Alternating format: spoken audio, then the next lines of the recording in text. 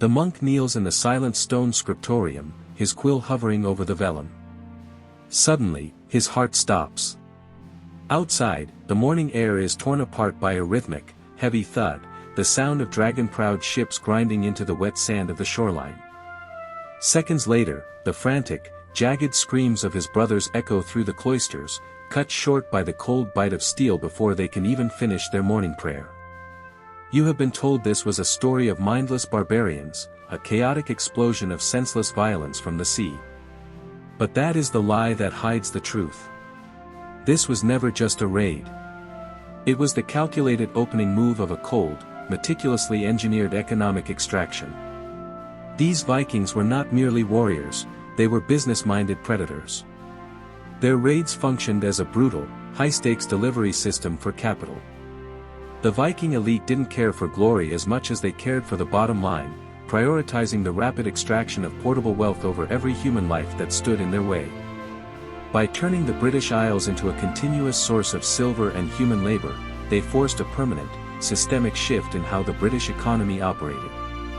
This was an industry of plunder, and once you see the pattern, you realize that the tragedy on that beach was simply the cost of doing business. To pull off this massive extraction, the Vikings used technology that was centuries ahead of its time. Their secret weapon was the longship. These vessels were marvels of engineering, long, lean, and incredibly shallow. While traditional British ships were heavy and required deep harbors, a Viking longship could glide into water only a few feet deep.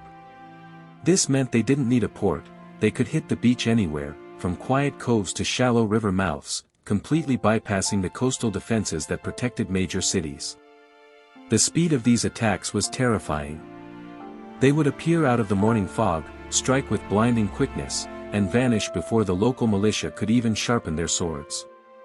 For the British people living along the coast, their entire world became a giant, vulnerable warehouse for the Viking raiders to loot whenever they pleased. There was no safety in the walls of a town if the enemy could strike, steal, and leave before help arrived. This constant threat forced the people into a state of engineered dependency. Because the coast was no longer safe, families were forced to abandon their homes and move deep into the countryside, away from the trade routes that kept their economy alive. Those who stayed had to spend every bit of their gold and silver on massive, expensive walls and fortifications. The local treasuries were drained dry, not to build schools or roads, but just to buy a temporary peace. The Vikings had turned the entire island into an extraction zone. They didn't even need to be in every town at once. The mere fear of their return forced the British to spend their own money to protect their own resources, effectively doing the Vikings' work for them. Every stone placed in a defensive wall was a reminder that the invaders had already won the economic war. While it looked like simple theft to the terrified monks, the Vikings were actually solving a desperate economic problem back home in Scandinavia. They were facing a massive shortage of both labor and ready cash, or liquidity, to keep their own society running. By turning Britain into an involuntary, constant donor, they fixed their own supply chain issues. They didn't just want gold for a crown, they wanted the building blocks of a functioning state. They took precious silver by the ton, but they also took something even more valuable: people. They turned human beings into chattel, or property, creating a thriving international slave trade that fed their home markets. Britain had become a massive, forced farm, growing wealth specifically to be harvested by the north. To make this extraction more efficient, the Vikings introduced a brutal innovation that changed Britain forever: the Danegeld. This was a system of tribute payments, a tax imposed on the British people to pay the raiders to go away. Before this, local kings collected taxes in an unorganized, messy way. The Vikings changed that. To pay the massive sums demanded, the British had to standardize their money and their tax collection systems across the entire land. They had to create a centralized way to track and gather wealth just to meet the Viking demands. In a dark irony, the very systems the British built to survive the Viking pressure eventually became the backbone of a stronger, more centralized government. But at the time, it was nothing short of a tragedy. The Danegeld acted as a permanent, draining revenue stream for the Viking overlords. Every time the British government standardized their taxes, they were actually just optimizing the pipeline that sent their nation's wealth directly into the hands of the invaders. It was a perfectly designed machine of exploitation, where the victim was forced to help refine the system used to destroy them. The true poison flowing through the veins of the Anglo-Saxon economy was the systematic, relentless draining of its hard silver. Think of silver as the lifeblood of the nation. It was the fuel for trade, the currency of the markets, and the power behind the throne. When the Vikings siphoned this wealth away, they were not just stealing coins, they were causing the entire economic engine of Britain to seize up and fail. As the silver vanished, the local economy withered, leaving the people unable to pay for basic services or protect their own communities. This was a slow-motion collapse, orchestrated with cold, mathematical precision. This massive loss of wealth created a dark, dangerous new reality, a black market of power. As the central government struggled to keep order, regional lords found themselves trapped in a terrifying position. They had to make a choice: stand against the raiders and lose everything, or strike a secret deal to protect what little they had left. Many local leaders were forced to align themselves with Viking interests, effectively becoming middlemen for the very people who were destroying their land. By offering a portion of their remaining assets to the Vikings, these lords purchased a temporary, fragile safety. They were essentially bribing the wolf to eat their neighbors instead of themselves. This created a fractured, untrustworthy landscape where power was not held by those who protected the people, but by those who best knew how to negotiate with the enemy. It was a brilliant, cruel strategy. By forcing the local elite to become complicit in the looting, the Vikings ensured that no unified resistance could ever truly take hold. The British lords were no longer fighting for their king, they were competing to see who could best serve the Vikings' demands to stay alive. The entire political structure of the country was twisted, transformed from a society of citizens into a network of survivalists desperate to outlast a system designed to strip them bare. The reality of the situation was never a secret to those at the top. The Anglo-Saxon nobility and the leaders of the church watched the patterns unfold with clear eyes. They recorded everything in their annals, documenting the exact dates, the ships, and the towns that were lost. They knew exactly how the system worked, yet they chose to keep the truth from the people who suffered the most. To keep the social order from falling apart, the ruling elite told a different story to the common folk. They told the farmers and the workers that the fires and the thefts were not the result of failed politics or economic greed, they claimed it was divine punishment for the sins of the people. By framing the violence as an act of God, the leaders protected their own standing. If the misery was a spiritual test, then the people had to stay quiet and obey their masters. Meanwhile, the elite were busy behind closed doors. They frequently made secret deals and paid off the raiders to spare their own estates. They used the taxes collected from the poor to buy off the Vikings, a desperate act they called protection but which was really just an investment in their own safety. This created a bitter hypocrisy. While the church preached about the need for penance, the nobility was actively funding the very people who were killing their subjects. They allowed the country's wealth to be bled away, drop by drop, as long as it kept the peace for them. They traded the future of the nation for a few more years of comfort. By controlling the narrative, they ensured the anger of the people was directed at the heavens rather than at the palace. It was a masterclass in deception, proving that even in the face of total disaster, those in power would rather sacrifice the entire kingdom than admit they had lost control of the game. While the common farmers watched their grain stores emptied and their families left to face the freezing winters with nothing, the nobility played a very different game.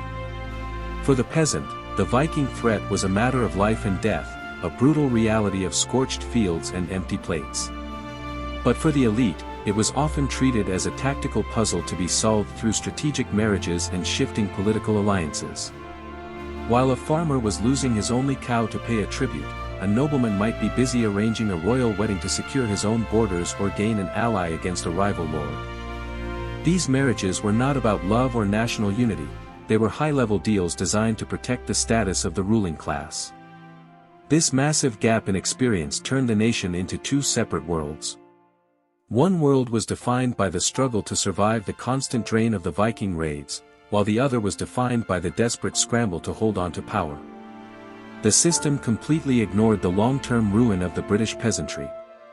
Officials were so focused on protecting their own lands and maneuvering for rank that they failed to see the warning signs of a total collapse. They treated the wealth of the common people like an endless resource, something that could be squeezed time and time again to pay for their own protection or peace. Eventually, the pressure became too much to bear. The entire structure of the heptarchy, the collection of small kingdoms that made up early England, crumbled under the weight of this relentless extraction. When the people were finally squeezed dry, the kingdoms had no strength left to stand against the storm. The collapse did not happen in a single day, but was the final result of years of ignoring those who did the actual work of the nation. By the time the leaders realized the system had failed, the foundations of their society had already turned to dust. Eventually, the Vikings reached a turning point. They realized that burning fields and raiding coastal towns had a limit. You can only steal from a place so many times before there is nothing left to take. Constant, violent raiding was unpredictable and inefficient. The invaders saw that they had hit a ceiling of profit, so they executed a brilliant, cold-blooded pivot. They stopped acting like traveling thieves and started acting like business owners. Instead of moving on, they stayed. This led to the creation of the Danelaw, a large section of England controlled directly by the Viking forces. This was not an act of peace or a desire to become British citizens, it was an industrial shift to a tax farm model. By becoming the landlords of the land they once plundered, the Vikings turned their unpredictable loot into a steady, predictable income. They no longer needed to risk their lives on stormy seas or dodge enemy spears to find wealth. Now, the wealth simply arrived at their door in the form of rent, local taxes, and crops grown by the people they had conquered. This transition was the ultimate upgrade to their extraction machine. As landlords, they controlled the entire production process. They could ensure that the land remained productive, which meant they were guaranteed a share of every harvest. It was a more sustainable way to bleed the nation dry. The raiders had traded the short-term thrill of a smash-and-grab raid for the long-term power of a feudal system.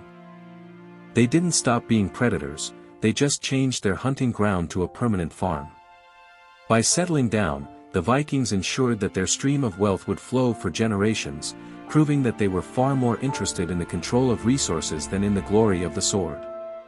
They had successfully turned their most difficult victims into their most reliable workers. The story of the Viking Age is not a simple tale of warriors and ships. It is a masterclass in how to dismantle a society from the outside in. By treating an entire nation as an extraction zone, the Vikings proved that you do not need to destroy a country to own it. You only need to create a system that feeds your own growth while the victims are forced to pay for their own ruin. They weaponized the weaknesses of a fragmented, disorganized economy to extract maximum profit, turning the British Isles into a perpetual machine of wealth for their own benefit. When we look back at the scorched villages and the empty treasuries, we have to look past the myths of mindless savagery. History rarely shows us barbarians at the gate in the way we expect. Instead, it shows us sophisticated, ruthless systems that learn how to extract every bit of value from a population until the victim is left with nothing. The Vikings were not just raiders, they were architects of a blueprint for institutional exploitation that has been copied and perfected throughout the centuries. They showed that if you control the flow of resources and force your victims to participate in the very system that bleeds them dry, you can maintain control long after the initial violence has faded. This is not just a lesson about the past. It is a warning for the present. We often look for threats in the form of armies or swords, but real extraction happens through systems that are designed to look like progress, necessity, or the standard way of doing things. The question we must ask ourselves is not just what happened in the 9th century, but what is happening right now in our own world. What other hidden systems are currently bleeding our resources while we are told it is simply the cost of doing business? When you start to look for the pattern, you will realize that the blueprint is still very much in use. The challenge for us is to recognize the trap before the walls are built around us, and to ask who is really profiting from the system we are told we must accept.